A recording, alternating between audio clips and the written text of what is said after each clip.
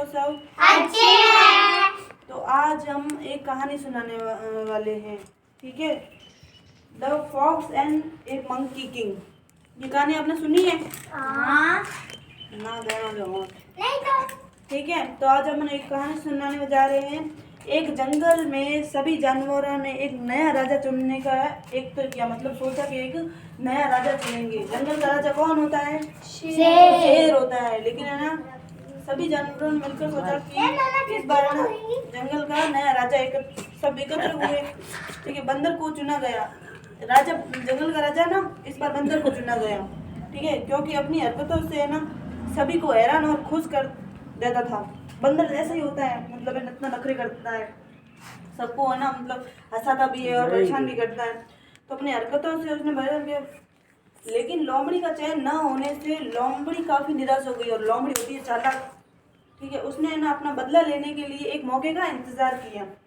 एक दिन एक शिकारी ने जानवरों को फंसाने के लिए जंगल में एक रास्ते पर चारों के रूप में केक का एक टुकड़ा रख दिया।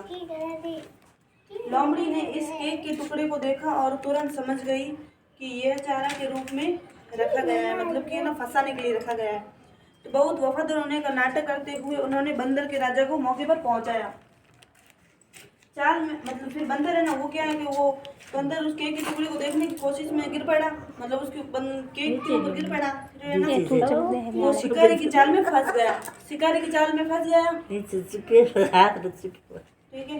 भाभी के बीच में ठीक है। लोमड़ी ने फिर है ना हंसते हुए कहा, जब आपके पास इतनी बुद्धि कम है तो आप किस प्रकार बचा सकते हैं जंगल के जो जीव है उनको, ठीक है।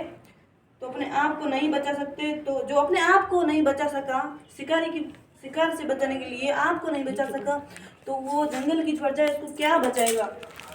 तो लोमड़ी तो इस हाल में तो मतलब है ना, लोमड़ी का दिमाग तो तेज था, ठीक है। फिर इस तो जानवरों पे आप क्या शासन करोगे जो आप अपनी बुद्धि लगाकर शिकारी की चाल को नहीं समझ पाए, ठीक है। रोकी